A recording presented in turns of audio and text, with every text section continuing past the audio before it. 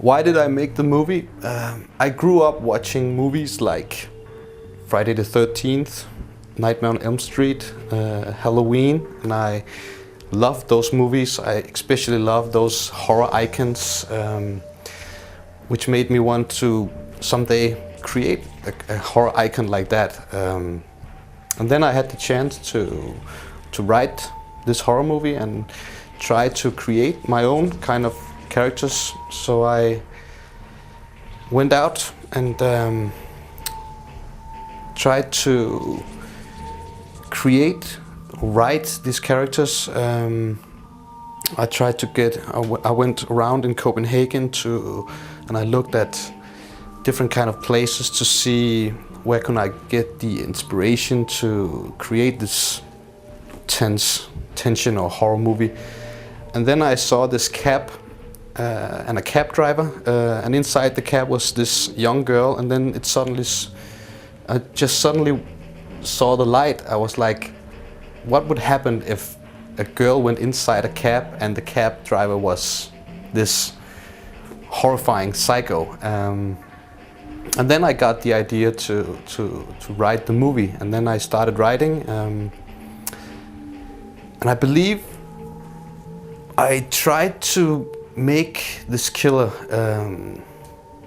kind of like my horror icons, you know, like Jason Voorhees and Mike Myers, which means that this character shouldn't have any dialogue at all, just have to be the stone-faced killer.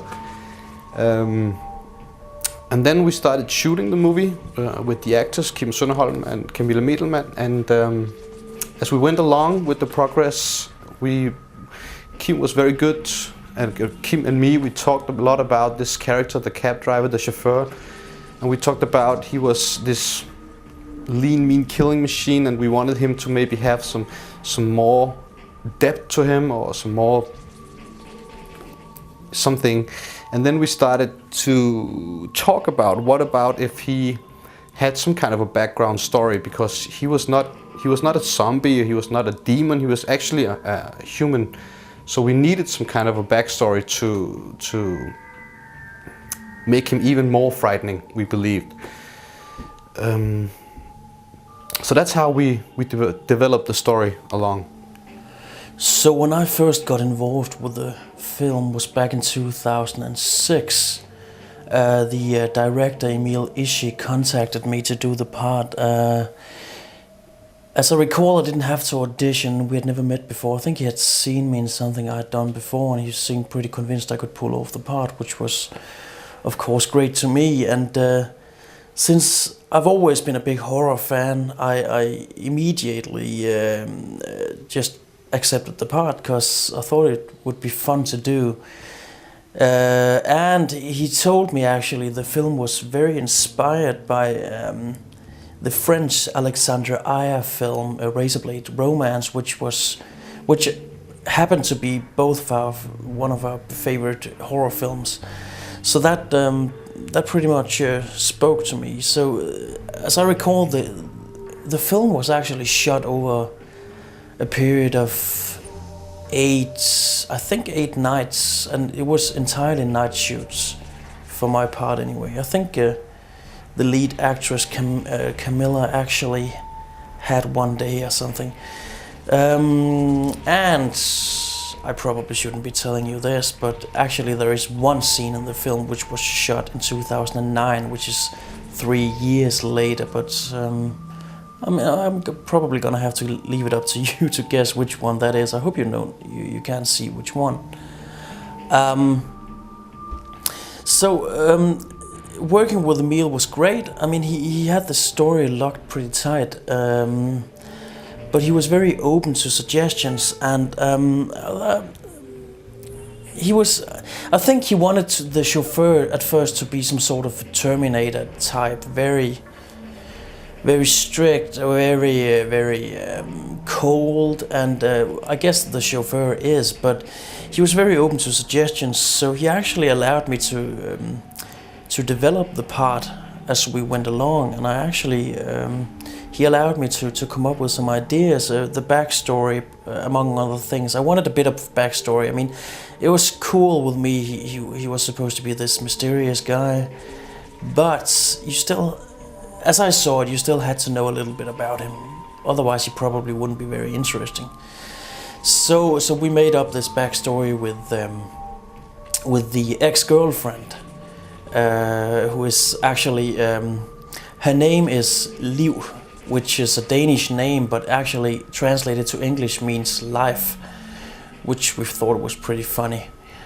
Yeah, you probably have to see the film to get that joke. That was really great, and I was really allowed to play a lot around with it, which was a thing I really appreciated a lot. So yeah, we wrapped up the night shoots after I think, like I said, eight nights, and that was when the editing phase was supposed to start at first, but I don't know, I think this project has been very haunted from the beginning, because I know Emil actually edited the film like 3 or 4 times, but something went wrong every time. His computer crashed, his hard drive crashed, everything just crashed. And I don't think he ever really gave up, but he just, I don't know, I think he just put it on hiatus for a while. So I had gained some experience myself in the editing phase and the directing filmmaking phase, as it was, as well as I was actually making my own film, Craig, at the time we were shooting this. So this film just kept haunting me somehow, because it was really a shame if it would never be finished. So I actually, at some point in early 2009, I offered Emil to I actually ordered him to give me all the files and just give me a chance to see what I could come up with. And as it turned out, it was he was very happy about the result, and that result pretty much is very inspired, of course, by his own edit of the film, but is actually what you see on the DVD today, more or less, anyway. It was a very nice process, or interesting process, shooting this movie. We had a lot of challenges. One of the challenges was that Kim Sønderholm, the chauffeur, he had to drive this car around, because the movie is about this chauffeur who drives around in the entire movie is actually inside this car. So our biggest problem was that Kim didn't have a driver's license. So we solved that by actually putting the car on a lawn, and then one of the assistants went on the other side of the car with a flashlight, and then did like this movement with his hand, and then I shutted the camera a little bit while I was filming, and then we had this effect like it was driving, or at least we think it works kind of well. But that was actually pretty interesting. I've always been a huge fan of slasher movies from the 80s and the 90s, and especially directors like Wes Craven and Toby Hooper and all those big directors who made an enormous impression on me while I was still a little boy, and actually made me fall in love with these horror movies. So I wanted to make my first feature. I wanted to have some kind of references in it to, you know, kind of tribute my heroes, the directors. So we made a lot of movie references in our movie. We have a scene with the ex-girlfriend who actually has a cat named Jonesy from Ridley Scott's Alien. We